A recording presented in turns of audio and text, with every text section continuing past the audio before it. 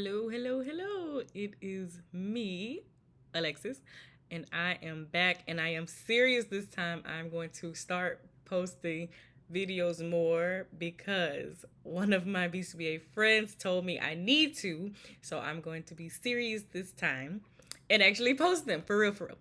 So I thought to get it kicked off, get it back started, we do a part 2 on BCBA, school BCBA versus clinic BCBA. This is my second year in the school district. I spent 2 years in the clinic. Actually, I spent like maybe 5 years in the clinic, 3 years as an RBT, 2 years as a clinic BCBA, and now 2 years in a school district as a BCBA. And there are some differences. So I'm going to answer questions from my last video where I talked about the differences between a clinic BCBA and a school BCBA. And I'm going to talk about some other things that I've experienced, what I think is the differences, time off, pay, all of the things. And I'm going to answer some questions from that first video. So, the first thing is pay. Hot topic. No, I'm just kidding. Pay. So, I am employed specifically by the school district. So, what that means is I am not contracted by the school district. The school district pays me. I am an employee for that district and I am paid by them. When you are contracted by a school district, you are working through another company. You don't actually work for the school. You are working for another company that contracts to the school. So usually when you are a contracted BCBA that works in the school setting, you are hourly, okay? So when you're hourly, when the school is on spring break, when the school's on summer break, when the school's on winter break, you have to find some other way to make money, okay? Because you are paid hourly, but you don't have BIPs to write, you don't have FBAs to do because the kids are not in school. Maybe they're at summer school, and maybe you need to help supervise there, but a lot of kids are not in school during those times, especially during those winter breaks, summer breaks, Thanksgiving breaks. And in the state that I live in, Thanksgiving breaks are an entire week. Now, when I was getting my practicum time, when I was doing practicum, the state that I lived in at that moment in time, Thanksgiving break was only 3 days, that Wednesday, Thursday, Friday. But here, Thanksgiving is a full week. So that is a full week of you better find you some other way to make money because you ain't getting paid. However, because I am paid particularly by the school district, when breaks happen, I still get paid because I am at one, I'm salaried, and two, it's built into our schedule that it's not my fault that the school decided to close. I didn't take off. It is that's just how the schedule works. So even when breaks happen, I still get paid. And then another thing is the time off. So usually when you work for a school district, you are either on an admin schedule or a teacher schedule. You're either on one or the other. So what it looks like is when you're on the teacher schedule, you're on teacher pay, and you might get your 2 months off like the teacher does, but you also you start off like you're a BCBA with your master's and you start off on teacher pay, as opposed to the admin side where admins don't get the whole summer off because they need to be prepping to get the school year started. They need to be prepping for new students coming in, shifting around where classrooms are going to be, where teachers will be, making sure everything's set up for that first day of school. So they don't get the entire summer off, but they also are paid more. Okay? So, but they still get time off in the summer as well. So that is the schedule that I am on. I am on an admin schedule. So I am on the same schedule as the assistant principals in our district. So I get 1 month off in the summer, including all of the other breaks throughout the school year. On top of that, 10 days of PTO. Okay. So that is how that works. If you are on that teacher pay and teacher schedule, you follow the teacher's pay, and you follow the teacher schedule of having those 2 months off. Another thing is, another thing with that pay, when I first came into the school setting, I had already been a BCBA for 2 years, so I'm going on. I'll make 4 years as a BCBA. Whoop whoop.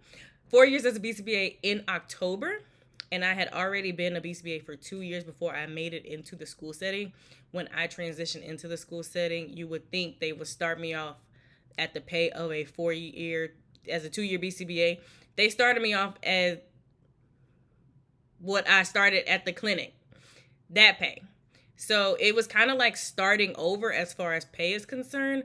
But usually what happens in school districts is every year you get a raise, and there's usually a certain percent that they try to give everybody. I know my friend who is a school BCBA, he gets like 3% every year. I think I got 3% last year. So every year, there is a pay increase. Another big thing about BCBAs in the clinic versus the schools is we're learning that there is not really room for growth in school settings. They're really not, at this point, they're not sure what to do with BCBAs. So there's really not areas for growth for us. When you're in a clinic, there's you can become a clinical director, an assistant clinical director, the regional clinical director, all of these director of directors. However, in a school setting, it's very limited. So that room to, for promotions and growth like that, it's very limited. So if you're willing to kind of sacrifice that promotion and those job titles and the pay, then maybe the school setting is for you. I am a BCBA where I have learned that I like the pay that I get. I know I could be making more. Yes, I know I can be a clinical director somewhere else, been a BCBA 4 or 5 years, whatever. But I enjoy the time off. I enjoy the work-life balance that I have.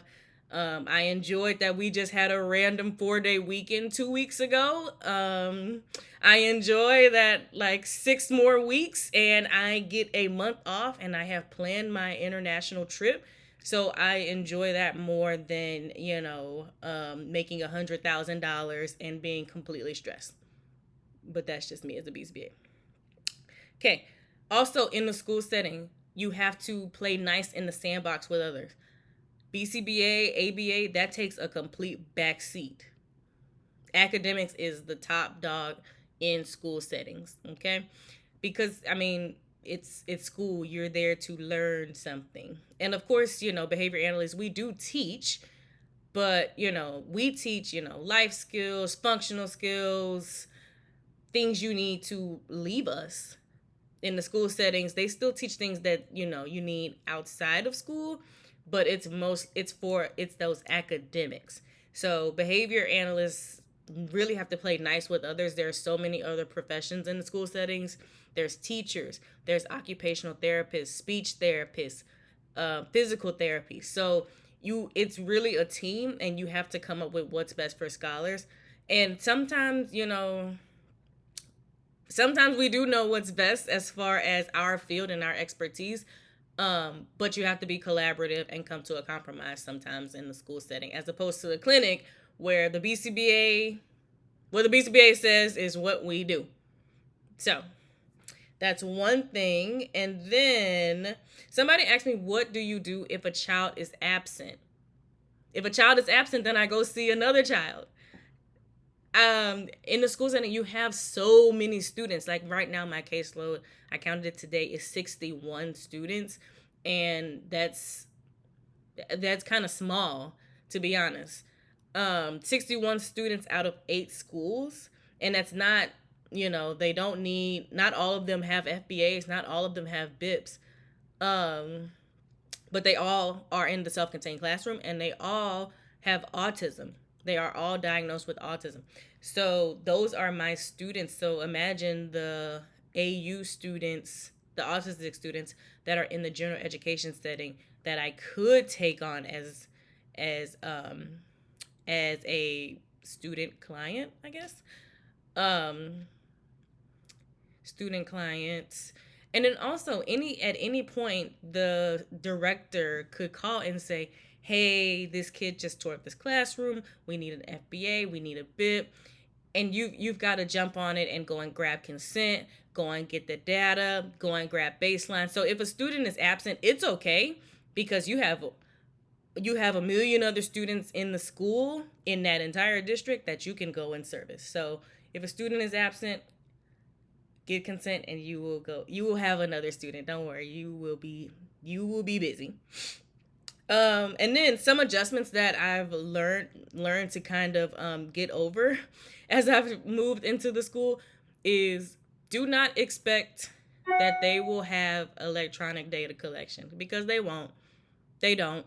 They don't know what Catalyst is. They don't know what Central Reach is. They don't have electronic data systems, even for behaviors. They might have some type of referral form. When I was in school, they used to call them write-ups. So they might have a write-up, but as far as, tracking how many times that kid said a curse word, no, they're not tracking that on an iPad. So that is an adjustment that I had to make. I had to go back to my Excel graphs that we learned how to make in graduate school, and I have just gotten used to that at this point. And then also I've learned to spend hours, because remember, I am in the self-contained classroom. I have learned to spend hours in one room, and I'm not, with one RBT and with one student. I am with one teacher and I probably have 5 students. Or I'm with one teacher and we probably have a group of 3 students. So depending on the needs of the room, the ratio is going to change, but it's not, I can focus on this one student at a time. It is me jumping from what does the teacher need, what does this group of students need, and bouncing around like that to provide coaching and support. And then the last thing is, in the school settings, they are moving more towards having RBTs. So yes, I still do supervise RBTs. I do have, I have right now 2 RBTs under my supervision, and I enjoy having them. And it is still collaborative. I was a collaborative BCBA when I was in the clinic setting, and I am still a collaborative BCBA in the school setting. And I really enjoy having them and being able to pick their brains. So that is the biggest things in the school setting to me. There are probably more things, and I probably will do another video. But please like and subscribe and comment any questions. I will answer them in another video if I need to. And I promise I am staying on top of this time. I am on it like nobody's business. Thank you.